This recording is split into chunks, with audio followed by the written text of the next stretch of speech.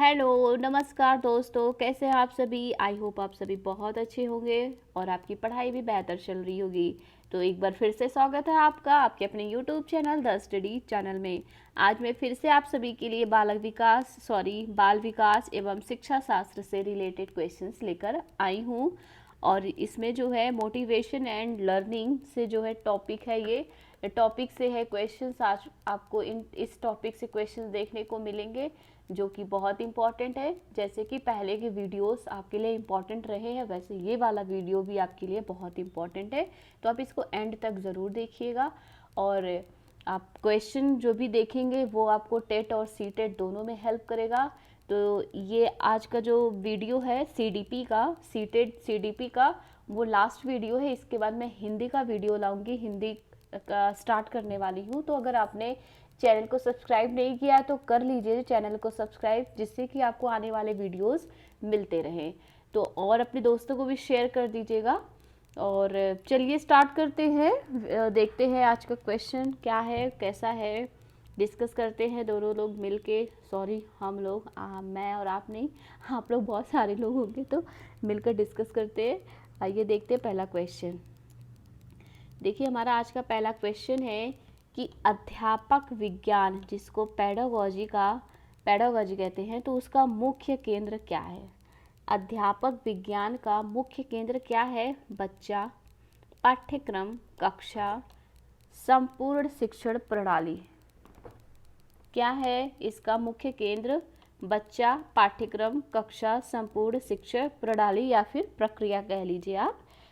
तो इसका जो सही आंसर है वो हो जाएगा ऑप्शन नंबर 4, संपूर्ण शिक्षा प्रणाली। देखिए अध्यापक विज्ञान से तात्पर्य है, पेडागोजी से क्या तात्पर्य है, शिक्षण प्रक्रिया को इस प्रकार संचालित किया जाए कि बच्चे को तथ्यों का ज्ञान सफलतापूर्वक प्रदान किया जाए। इस तरह से बच्चे को ज्ञान दिया जाए कि उन्हें जो भी तथ्य हो उसका ज्ञान उनको अच्छे से मिल सके, सफलतापूर्वक उनको ज्ञान प्रदान किया जा सके, वही होता है पेडागोजी, अध्यापक विज्ञान। तो अध्यापक विज्ञान का जो मुख्य केंद्र है वो है वो है संपूर्ण शिक्षण प्रणाली या फिर प्रक्रिया कह लीजिए आप। तो ऑप्शन नंबर 4 इसका आंसर हो जाएगा। आइए नेक्स्ट क्वेश्चन की ओर बढ़ते हैं। अगला प्रश्न है कि छोटे बच्चों की रुचि किस प्रकार के परिवेश में होती है। जो छोटे बच्चे होते हैं, आप ये कह सकते हो कि 3 से 5 साल के बच्चे, 3 से 5 साल के जो बच्चे होते हैं, उन बच्चों को किस प्रकार के परिवेश में रुचि होती है। पारिवारिक परिवेश, पड़ोसी परिवेश, स्कूली परिवेश, कार्टूनों का परिवेश। तो देखिए जो 3 से 5 साल के बच्चे होते हैं वो बच्चे की प्रारंभिक पाठशाला जो है कहलाती है, और वो पाठशाला जो है वो परिवार में होता है। किस में होता है। परिवार में होता है। परिवार में बच्चा माता पिता, भाई बहन, दादा दादी, नाना नानी आदि के साथ रहता है, आदि के परिवेश में वो रहता है और खुद को वह सुरक्षित महसूस करता है और वो उसमें रुचि रखता है। तो वो कौन सा परिवेश हुआ, तो होता है वो पारिवारिक परिवेश। ऑप्शन नंबर 1, पारिवारिक परिवेश में वो रुचि रखता है। अगला प्रश्न है कि सुखदायी प्रभाव से सहबद्ध पक्के होते हैं और दुखदायक प्रभाव से कमजोर होते हैं। यह नियम किस नियम से संबंधित है। सुखदायी प्रभाव से सहसंबंध पक्के होते हैं और दुखदायक प्रभाव से कमजोर होते हैं। यह नियम किस नियम से संबंधित है।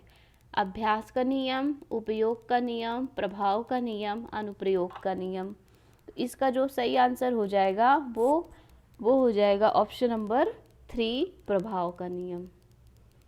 ऑप्शन नंबर 3, प्रभाव का नियम। अगला प्रश्न है कि अभिप्रेरणा है एक प्रकार की क्या है। वैज्ञानिक विचारधारा है, मनोवैज्ञानिक विचारधारा है, स्वाभाविक विचारधारा है या फिर भौतिकवादी वस्तु है। तो इसका जो सही आंसर होगा वो होगा ऑप्शन नंबर 2, मनोवैज्ञानिक विचारधारा। अभिप्रेरणा एक मनोवैज्ञानिक विचारधारा है। अगला प्रश्न है कि बच्चों के पिछड़ने के पीछे कौन से कारण जिम्मेदार हैं।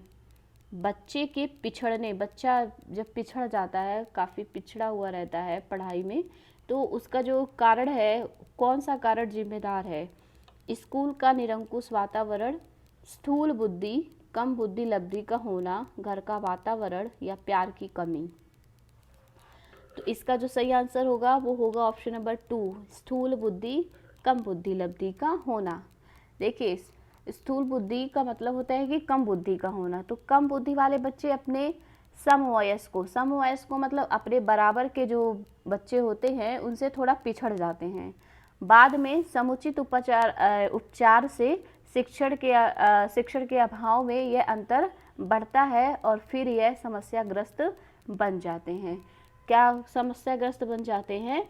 वो पिछड़ जाते हैं, अपने बराबर के बच्चों से वो पिछड़ जाते हैं और इसका कारण होता है उनकी कम बुद्धि लब्धि, उनका IQ लेवल कम होना।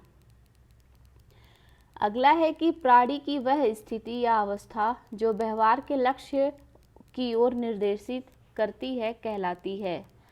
प्राणी की वह स्थिति या अवस्था जो व्यवहार को लक्ष्य की ओर निर्देशित करती है कहलाती है सीखना, स्मृति, प्रेरणा, संवेग।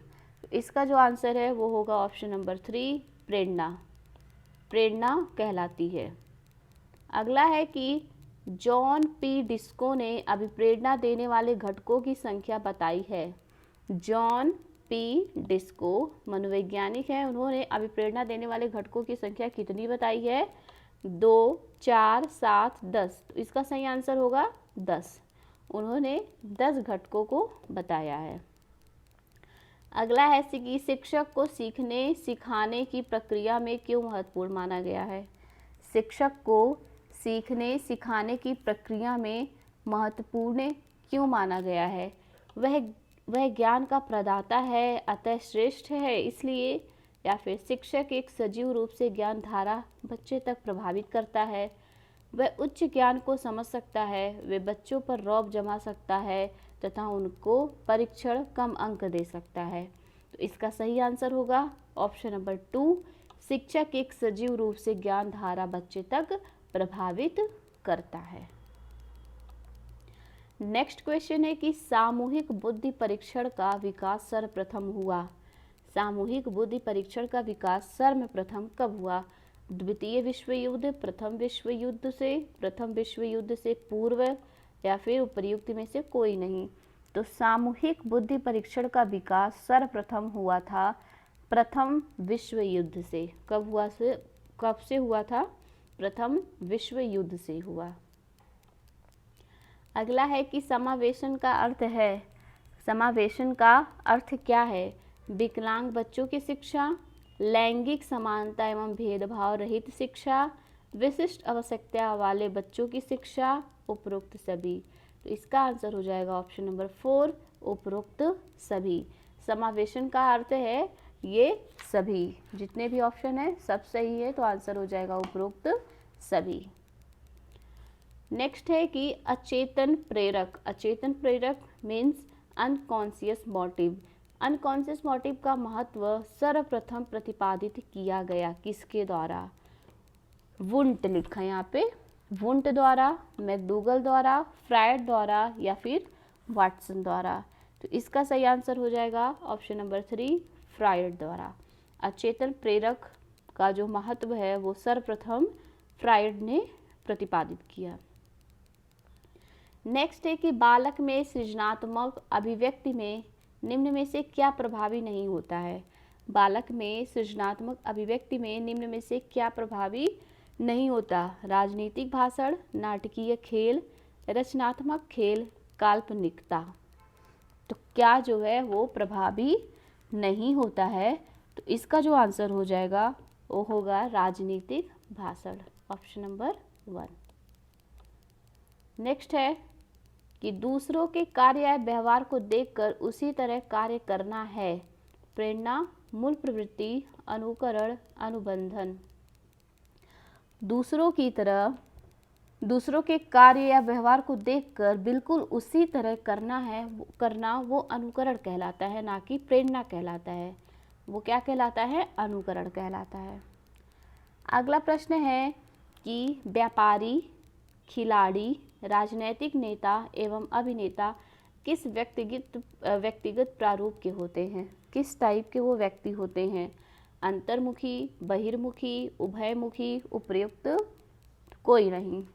देखिए, तो जो व्यापारी, खिलाड़ी, राजनैतिक नेता और अभिनेता होते हैं वो बहिर्मुखी प्रारूप के होते हैं, अंतर्मुखी नहीं होते हैं, बहिर्मुखी प्रारूप के होते हैं। नेक्स्ट है, समस्या समाधान में पशुओं की प्रतिक्रिया कैसी होती है? समस्या समाधान में पशुओं की प्रतिक्रिया कैसी होती है? एक सुनिश्चित प्रतिक्रिया, पशु की प्रकृति के अनुसार सभी स्थितियों में परंपरागत प्रतिक्रिया, परीक्षण के अनुसार निश्चित प्रतिक्रिया, समय के अनुसार होने वाली प्रतिक्रिया। तो इसका जो करेक्ट आंसर है वो हो जाएगा ऑप्शन नंबर 2, पशु की प्रकृति के अनुसार सभी स्थितियों में परंपरागत प्रतिक्रिया। अगला प्रश्न है कि गलती करके सीखने की समस्या समाधान की विधि को किस मनोवैज्ञानिक ने दिया? आई थिंक सबको पता होगा इसका आंसर कि गलती करके सीखने की समस्या समाधान की विधि को किस मनोवैज्ञानिक ने खोजा?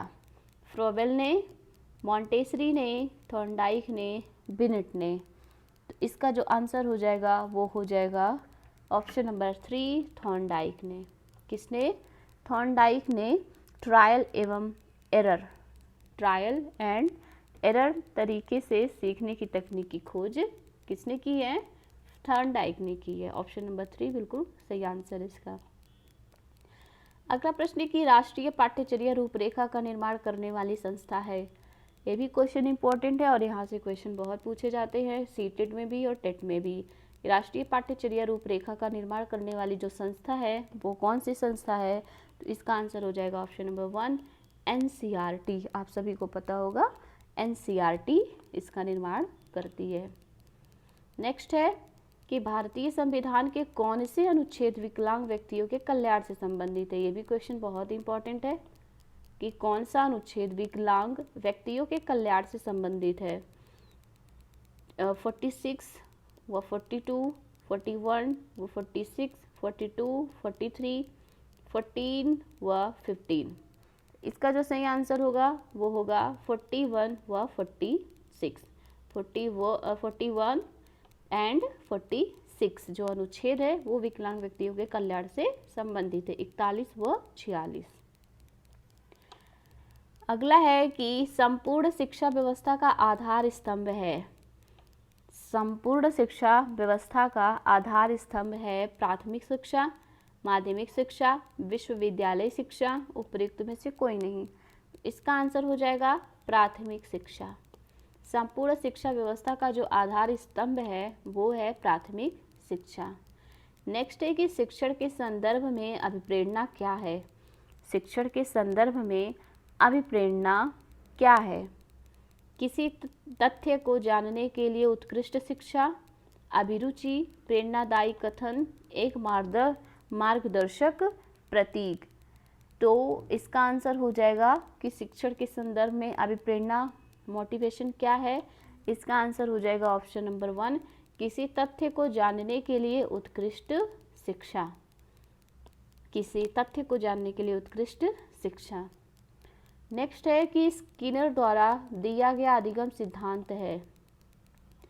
स्किनर द्वारा दिया गया अधिगम सिद्धांत कौन सा है? शास्त्रीय अनुबंध सिद्धांत, उत्तेजक अनुक्रिया सिद्धांत, अधिगम का क्षेत्रीय सिद्धांत, सक्रिय अनुकूलित अनुक्रिया सिद्धांत। तो इसका आंसर हो जाएगा ऑप्शन नंबर 4, सक्रिय अनुकूलित अनुक्रिया सिद्धांत। ऑप्शन नंबर 4 बिल्कुल सही आंसर है इस क्वेश्चन का। तो ये रहा आज का वीडियो। आई होप आप सभी को अच्छा लगा होगा, वीडियो पसंद आया होगा और क्वेश्चन तो काफ़ी ज़्यादा अच्छे हैं। आप जब एग्ज़ाम में बैठोगे तो आपको ये चीज़ रियलाइज़ होगा कि हाँ यहाँ से क्वेश्चन आया था, क्योंकि सारे क्वेश्चन जितने भी मैंने CDP के कराए हैं शुरू से लेके अभी तक वो सारे क्वेश्चन बहुत इंपॉर्टेंट है। और आपने अगर पहले का वीडियो नहीं देखा है तो उसको देख लीजिएगा। और कल से मैं हिंदी का लेकर आऊँगी वीडियो, हिंदी से होगा, हिंदी सब्जेक्ट से। तो आप अगर चैनल को सब्सक्राइब नहीं किए हैं तो कर लीजिए और अपने दोस्तों को भी ज़रूर शेयर कर दीजिए और वीडियो पसंद आया तो लाइक ज़रूर करिएगा। Thank you, bye bye.